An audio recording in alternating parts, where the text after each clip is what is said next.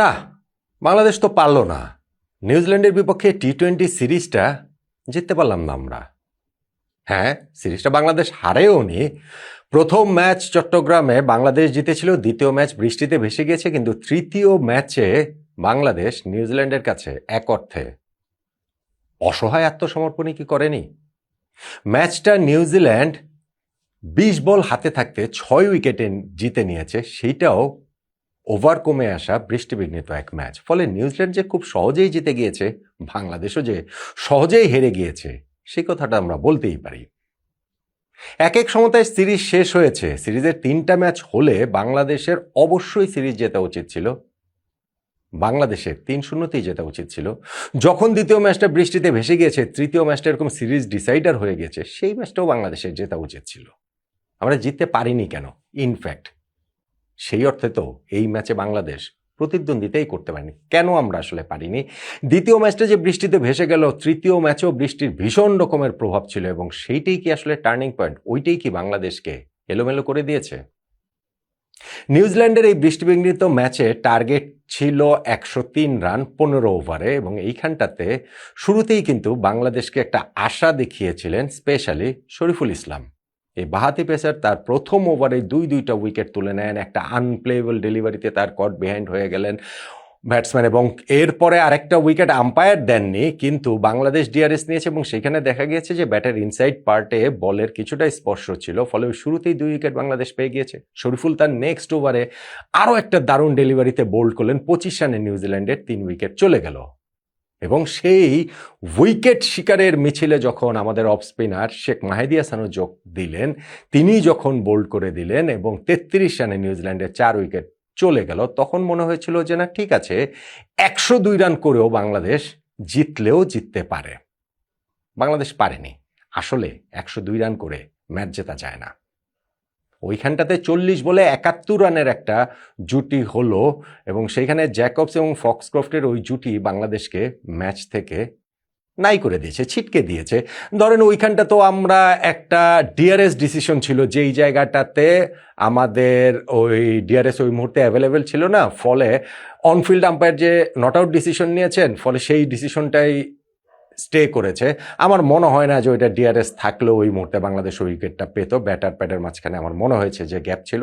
শেষ দিক দিয়ে গিয়ে আমরা 2টা ক্যাচ ফেলেছি। আমাদের শেখ মাহেদী নিজের বলে একটা ক্যাচ ফেলেছেন, আর একটা বাউন্ডারি লাইনে জ্যাকবসের ক্যাচ পড়েছে।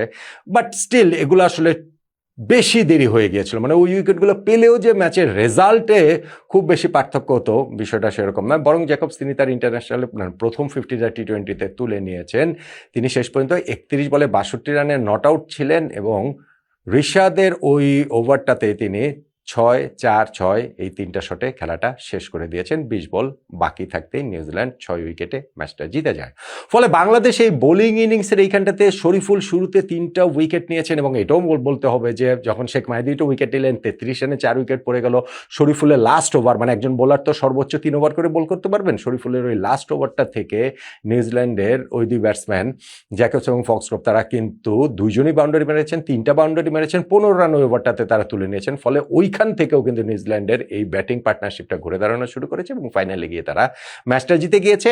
শুরুতে বাংলাদেশ এই চান্স ক্রিয়েট করলেও আমার কাছে মনে হয়েছে, যেটা আমি বলছিলাম, 102 রান করে ম্যাচ জেতা যায় না।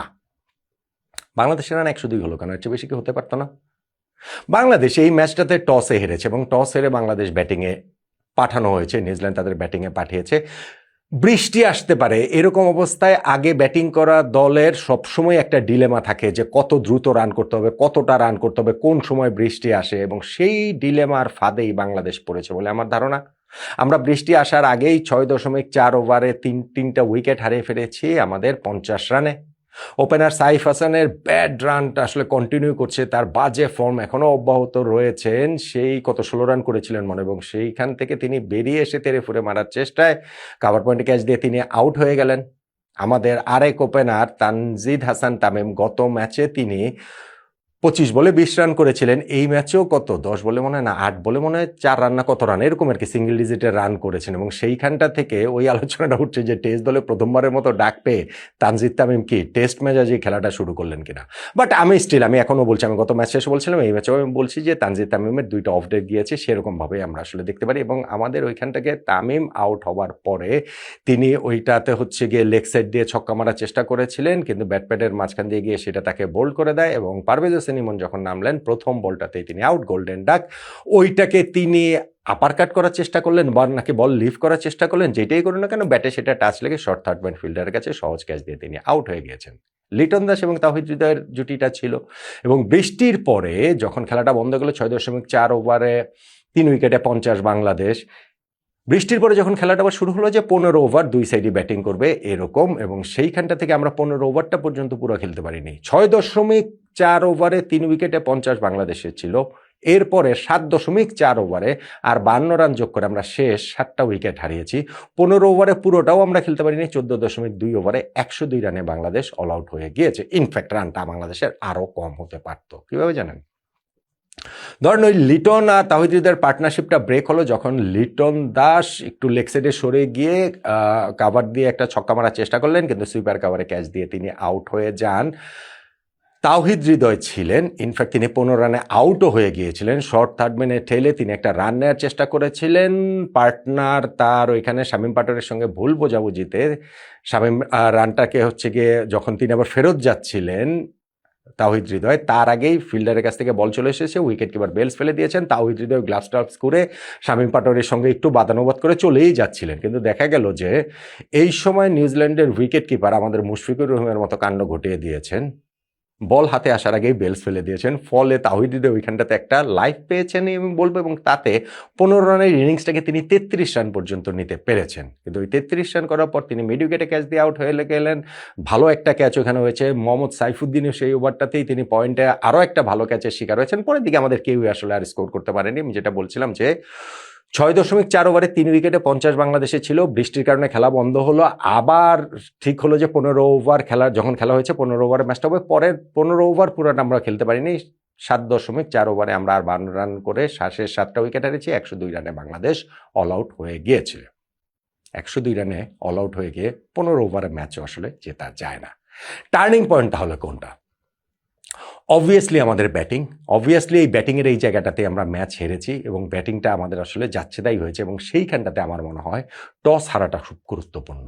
আমি বলছি না যে টস হারার কারণেই বাংলাদেশ ম্যাচ হেরেছে, কিন্তু টস হেরে যাওয়ার কারণে আমরা যে এক্স্যাক্টলি কোন অ্যাপ্রোচে ব্যাটিং করব, বা বৃষ্টিবিঘ্নিত ম্যাচ হবে না, হয় না, এবং সেইখানে আগে ব্যাটিং কি করে না, টস কি হারে না বৃষ্টিবিঘ্নিত ম্যাচে? আমাদের এখানে যেমন ওয়ানডে সিরিজে 3টা ম্যাচে আমরা টস হেরেছি, আমরা সিরিজ তো জিতেছি। হ্যাঁ, টি-20 সিরিজের ফার্স্ট ম্যাচ আমরা টস জিতেছি, কিন্তু সেই টস জয়ের কারণে আমরা ম্যাচ জিতেছি, অত প্রভাব কিন্তু সেই টস জেতাটাতে ছিল না। তবে এইরকম রেইন ইফেক্টেড ম্যাচটাতে টসটা সবসময় গুরুত্বপূর্ণ, কিন্তু একই সঙ্গে এটাও গুরুত্বপূর্ণ যে টস হেরে গেলে কোন অ্যাপ্রোচে আসলে খেলাটা খেলতে হবে। বাংলাদেশ আজকে আমার কাছে মনে হচ্ছে যে টস হেরে যাওয়ার পরে আমাদের ব্যাটিং অ্যাপ্রোচটা যে কি হবে, ওভার অ্যাটাকিং ক্রিকেটটা খেলতে গিয়ে আমরা একের পর এক উইকেট হারিয়ে এসেছি, এবং শেষ পর্যন্ত ওই টসটাই আমার কাছে সবচেয়ে ভাইটাল বলে মনে হয়।